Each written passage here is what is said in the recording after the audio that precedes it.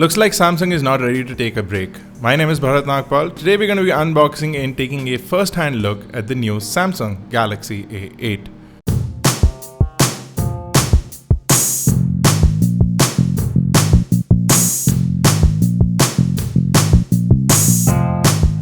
Now this phone is an online exclusive device launched in India for a price of 32,500 rupees, and we're going to be quickly unboxing it.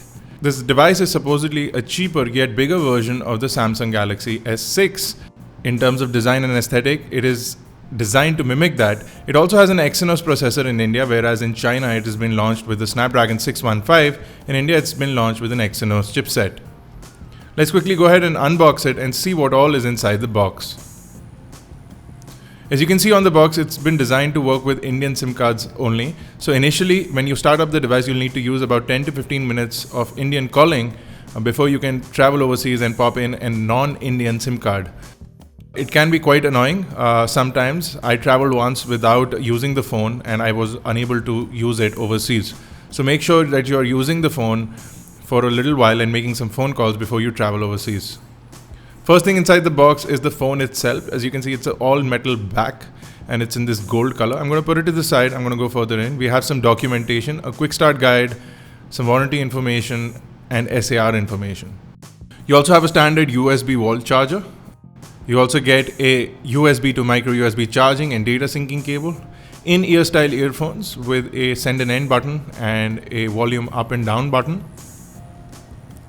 You also get additional ear tips for these earphones, and you also have a SIM removal tool which will help you basically remove the trays designed to pop in SIM cards. This is the device itself. It looks really nice. It's only 5.9 mm in terms of thickness. I'm sure that's excluding the camera bezel up top. If you compare it to the S6, they're quite identical in terms of design. I have an S6 Edge over here, but if you were looking at an S6, you would see a completely similar sort of design on both these devices. You even have the same fingerprint scanner at the bottom of the device.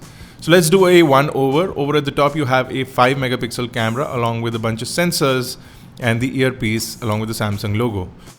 Below that, you have a 5.7 inch 1920 by 1080p display, which is relatively lower compared to its elder brother, which is the Samsung Galaxy S6. Over at the bottom, you have two touch capacitive buttons, a physical home button, which is also a fingerprint scanner. And if you look at the bottom edge of the device, you have a micro USB charging, data syncing port, the 3.5 mm headphone jack. If you turn over to the right of the device, you'll see the main power button. Over at the top, you have an infrared blaster port. This will help you control your television, etc. And over at the left are your volume rockers along with the dual SIM trays. Now, one tray will accept one SIM card and the other tray will accept either one SIM card or a micro SD card. So it's your choice. You can use two SIM cards or you can use one SIM card and a micro SD card. Now, everything runs on a Samsung Exynos 5430 system on chip, which does have 1.8 gigahertz on quad cores along with 1.3 gigahertz on quad cores. You also get 2 GB of RAM and 32 GB of inbuilt storage. Now over at the back, you have a 16 megapixel camera along with the speakerphone, which is on the left, and a high dispersive LED light, which is on the right. So once you turn on the device, you'll see a very familiar Samsung interface. Over at the left, you have Flipboard. You can quickly set up your Flipboard feed and get your technology news, your business news, etc. directly on the left of the home screen. All you need to do is quickly set it up with the kind of information you want, and then you're good to go. The interface is really fast and fluid, and the device seems to be doing really well. We're sort of happy that Samsung hasn't used the 615 chipset in India because it is known to heat up as well as drain battery quickly. The Exynos is slightly more stable. We don't have a lot of Samsung apps pre-installed, but you can use the Galaxy App Store to download extra Samsung applications if you're used to them. You also have this smart manager which allows you to set up or monitor your battery, your storage, your RAM, etc. And then you can clean all. It'll improve or kill applications that are consuming battery or RAM too much and free up some RAM and storage space for you. You also have Microsoft apps pre-installed. OneDrive, OneNote and Skype is pre-installed. You can't remove it. There was a WeChat application which was easily removable by going into the applications list and sort of uninstalling. So we were able to uninstall the only one application that was preloaded onto the device. You can't get rid of the Microsoft applications. The device is running Android 5.1.1, which is fantastic. You will get updates to the future variants because this device is relatively new, so the updates should roll out relatively quickly, but we're not too sure with Samsung. Sometimes they're quick, sometimes they're not. User interface is really fast and responsive. Even the browser is really quick and snappy. Scrolling is easy. You can switch from portrait to landscape, no lag there whatsoever. We're pretty happy with what Samsung has been able to do with this device, and the pricing also seems okay. But when you compare it to devices with similar specs, so if it had a Snapdragon 615, this device would be approximately twice in terms of pricing. But thanks to the Exynos chipset, the pricing seems a lot better. Also, it has a full metal body, which gives it that other advantage. And then you have this camera application. It allows you to customize how you're shooting. You can go into a pro mode and set up everything. You have up to a 16 megapixel capture, but you can only do it in 4:3. If you want 16:9, you'll have to shoot at 12 megapixel. Video size is limited to 1080p, and we're not getting quad HD, which is a disappointment.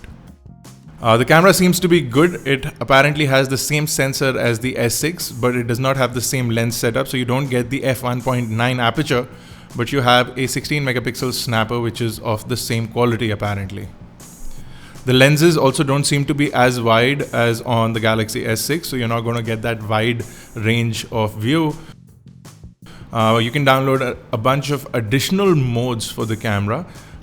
You can also download a photo editor, which will allow you to edit your pictures on the fly. So the one thing that Samsung has done is not loaded the device with Samsung's own bloatware, so you can download exactly the amount of things that you need to use with this device, and then not download things that you won't use.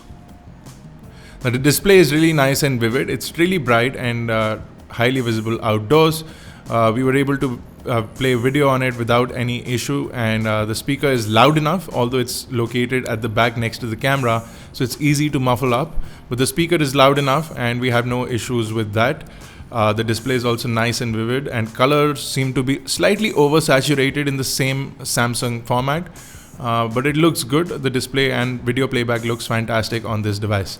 Stay tuned for our full in-depth review of the new Samsung Galaxy A8 coming out shortly. If you have any questions or queries, do drop them in the comment section below. One thing that we forgot to mention is the fingerprint scanner. It's like a Touch ID scanner, or similar to the scanner that we saw on the Galaxy S6. So you can just simply tap your finger on the scanner to set up your finger. It's fairly easy to do. So like I said, guys, leave your comments and feedback in the comment section below. Make sure you hit that subscribe button and subscribe to iGyan on YouTube. Check us out on iGyan.in. Catch us on Facebook, Twitter, Google+, Snapchat, Vine, and Instagram. And until I see you next time, guys, this has been Bharat Nagpal. Thank you for watching.